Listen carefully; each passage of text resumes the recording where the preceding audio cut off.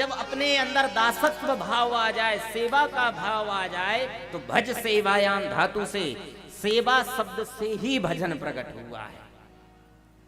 आप जिस दिन मंदिर जाना प्रारंभ कर दिए, समझ लो कृपा आनी शुरू हो गई। आप जिस दिन अपने हाथ से ठाकुर जी का श्रृंगार करना शुरू कर दिए, ठाकुर जी आपसे बात करने लगे।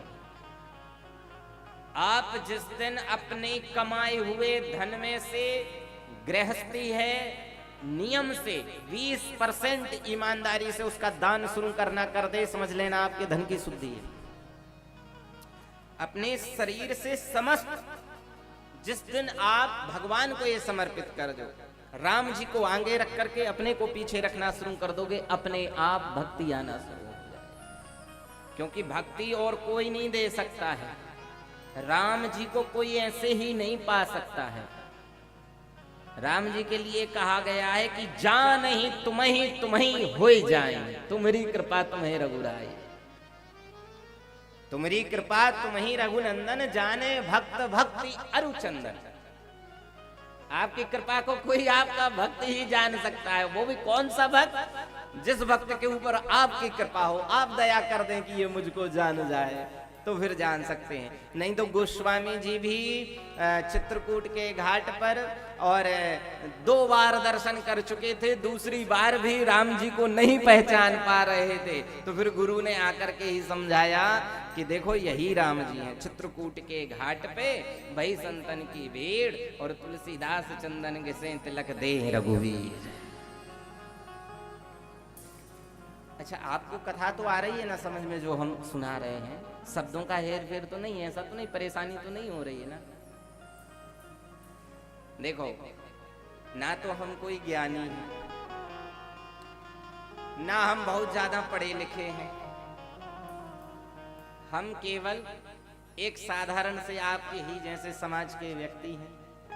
हाँ, इतना जरूर है, ये अभिमान तो हमारे अंदर है, और हमें लगता है ये अभिमान हमारा सही भी है कि बचपन से संतों के बीच में, वृंदावन जैसे धाम में, श्री सुदामा कुटी जैसे आश्रम में बाल्यकाल में रहने का, और वहाँ के श्री गुरुदेव भगवान के बहुत सन्निकट रहने का, उनके आशीर्वाद में रहने का हमको सौभाग्य मिला। और 17-18 वर्ष उनके चरणों की सेवा करते हुए, और जो वहाँ सत्संग हुआ संतों के मध्य, भक्तों के मध्य का, और उस सत्संग को हमने श्रवण किया, और जो वो हमारे पास वो सारी जूठन इकट्ठी है वो सत्संग की, वही उसी जूठन में से, उसी प्रसादी में से आपको बांट रहे हैं। भैया, आपको यदि आपकी इच्छा है तो उसको श्रवण करो, ना हमें इस चीज से कोई मतलब है। देखो, मैं थोड़ा सा स्वभाव से कड़क भी हूं। आप चाहे हमारी कथा में मन लगाएं चाहे ना लगाएं, हम जब भी व्यास मंच पर बैठते हैं तो इसी भावना से बैठते हैं कि ठाकुर जी के सब प्रिय हैं, सबका ठाकुर जी कल्याण करें। लेकिन मैं जो अपनी वाणी की सेवा दे रहा हूं, कोई सुने ना सुने, मेरे ठाकुर जी मेरे सन्निकट बैठे हैं, वो इस कथा को सुनेंगे और हम उनको सुना रहे हैं। क्यों? कथा का सुनना बड़ा कठिन विषय है आज के समय। कथा सुनने और समझने के लिए भी बड़ा ज्ञानी चाहिए। श्रोता वक्ता ज्ञान निधि, कथा राम के गूढ़। भगवान की कथा बहुत गूढ़ है, बहुत। यदि थोड़ा सा भी हमारा मन इधर का उधर हुआ, थोड़ा सा भी इस आवा प्रभा में फंसा कि ओ ये बक्सा इधर क्यों रखा है, साउंड वाले इतने क्यों हैं, संगीत वाले इतने क्यों हैं, ये व्यास जी इतने छोटे क्यों हैं, पता नहीं कहां से आ गए, इतना खर्चा करवा दिया। कथा से अलग यदि दिमाग आपने कहीं भी चलाया तो समझ लो फिर कथा आपके जीवन की ही व्यथा बन जाएगी।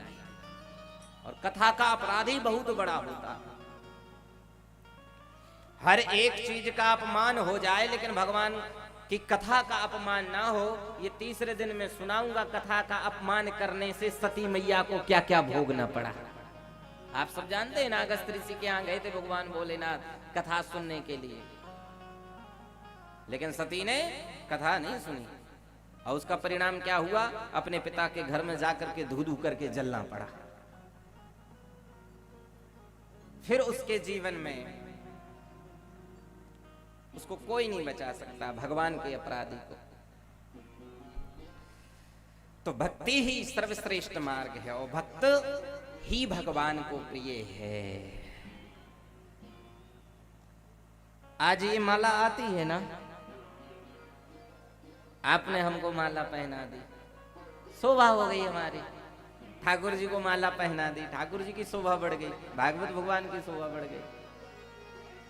लेकिन आप यदि चाहते हैं कि हमारी इस सेवा का हमको फल मिले, तो फिर परिवर्तन लाना पड़ेगा जीवन में। आप पैसे से सब कुछ खरीद सकते हो, संसार की वस्तु। मैं ये नहीं कह, संसार में जितनी वस्तुएं हैं सारी वस्तुएं आप जड़ चेतन सब कुछ खरीद सकते हो पैसे से, लेकिन भगवान को और भगवान के संबंधी को और भगवान की सेवा को आप कभी नहीं खरीद सकते। भगवान के भजन को आप कभी नहीं खरीद सकते। यदि भगवान के भजन को खरीदना है तो फिर वो आपको स्वभाव में लाना पड़ेगा कि फूल हम लाएं, अपने हाथ से सुई धागा से उन फूलों को गूंथें, बढ़िया सुंदर माला बनाए। अब रही इसकी गूंथने की बात, तो जिस माली ने गूंथी फल तो उसको मिल गया, उसके हाथ की गुथी माला तो चढ़ गई, भगवान की कृपा का प्रसाद तो वो ले गया। संसार पैसे से खरीदा जा सकता है, भगवान नहीं खरीदा जा सकता। भगवान को क्या हम ऐश्वर्य संपत्ति दिखाएंगे, उसके तो चरणों की दासी ही लक्ष्मी बनी बैठी हुई है, चरण दबा रही है परमात्मा की। लक्ष्मी जी चरण दबा रही ना नारायण भगवान, उसको क्या हम खरीद सकते हैं? कभी नहीं खरीद सकते। भगवान की कथा नम्रता के सिंहासन पर बैठ करके सुननी चाहिए। कथा को वही सुन सकता है जिसका पात्र खाली हो। बहुत युक्ति बता, आज प्रथम दिवस है ना, कथा कैसे सुननी चाहिए, कथा के क्या नियम है, इसी पे ज्यादा मैं विचार करूंगा, कहूंगा। क्यों? क्योंकि जब तक आपको कथा सुनने का ही महत्व, सुनने का नियम ही नहीं पता होगा, तो 6 दिन आप कथा सुनेंगे कैसे? ये कटोरी है, अब इस कटोरी में हमें कुछ रखना है तो पहले ये खाली होना चाहिए ना। इसी प्रकार से यदि आप अपने जीवन में कुछ प्राप्त करना चाहते हो, तो जो अभी तुम्हारे अंदर घुसा है ना, काम, क्रोध, मद, लोभ, अहंकार, घमंड, इन सब को पहले बाहर निकालो। पात्र खाली होगा तभी उस पात्र में कोई दूसरी वस्तु प्रविष्ट हो पाएगी। पहले से पात्र भरे हो, हम जबरदस्ती उसमें डालेंगे तो वो उबाल मार जाएगा, वो थमेगा नहीं वहां। इसलिए सारे मैं क्या हूं, क्या सही है, क्या गलत है, सारे विचार त्याग दो। क्योंकि इसको तो समझते हो ना, बिना उनकी कृपा के पत्ता भी नहीं हिल सकता। अरे जो घमंड रखते थे पत्ता हिलाने का, 2 साल पहले कोरोना ने उन सबको हिला दिया। अच्छे अच्छे करोड़पति अरबपति अपने बोरों बोरों भर पैसे, कट्टे कट्टे भर पैसे धरे रहे, डॉक्टर से कहते रहे बोलो तुम कितना चाहिए पर मुझे बचा लो। 1 से 1 करोड़पति अरबपति आदमी अपना तौल का पैसा देने को तैयार थे कि भैया हमारा तुला हुआ पैसा, तुम तो मुंह से बताओ कितने लेना है, बस मेरे बेटा को बचा लो, मुझे बचा लो, मेरी दाई माई दुनियादारी को बचा लो। लेकिन कोई बचा पाया क्या? नहीं बचा पाया। धन संसार के भोग के लिए हो सकता है, वो धन की उपमा है, लेकिन वही धन यदि धर्म में लग रहा है तो फिर उसमें विचार नहीं करना चाहिए। दूसरी बात, यदि हम किसी अपने व्यक्ति से 100 रुपया, 10,000 रुपया, 5,000 रुपया उधार ले लें, तो हमको चिंता होती है उसका वापस करने की कि नहीं होती? लगता है ना, बार बार याद आती है ना कि यार हमने 10,000 रुपया ले लिया है, भगवान कृपा कर देते, कहीं से जुगाड़ बन जाती तो ये 10,000, 50,000, लाख जो भी रुपया लिया है ये उसका वापस हो जाता तो ठीक स्थिति बन जाती।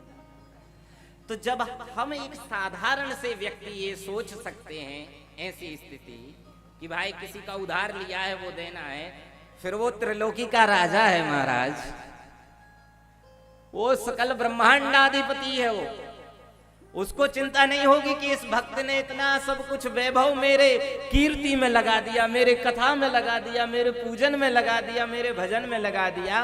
वो परमात्मा शांत नहीं बैठेगा, आज नहीं तो कल इससे कई गुना देगा। और उसने जिसको दिया है सो कथा सुनना 7 दिन की, किसको क्या क्या दिया है। भगवान जिसको संसार तो देता है तो उसकी मात्रा सीमित रहती है, एक मात्रा रहती है कि इतना दिया, लेकिन भगवान इतना देते हैं कि फिर समझो ही उसको इतना दे, कई गुना कई गुना। प्रहलाद को दिया, ध्रुव को दिया, राजा बलि को दिया, पांडवों को दिया, किसको नहीं दिया? परमात्मा ने सब कुछ भर करके दे दिया। भगवान का तो बस नहीं चलता, नहीं तो भगवान कहते कि मैं अपने अपने भक्त को अपने प्राण तक देने को तैयार है। लोग सब दे सकते हैं लेकिन जान देते हैं क्या? कभी किसी को नहीं देते। परमात्मा कहते हैं मेरा जो भक्त है मोहि प्राण प्रिय असमम वाणी, मोहि प्राण प्रिय असमम वाणी। राम जी कहते हैं जो भक्त मेरा सेवक है ना, तो मोहि प्राण प्रिय, वो मुझे अपने प्राणों से भी प्रिय है।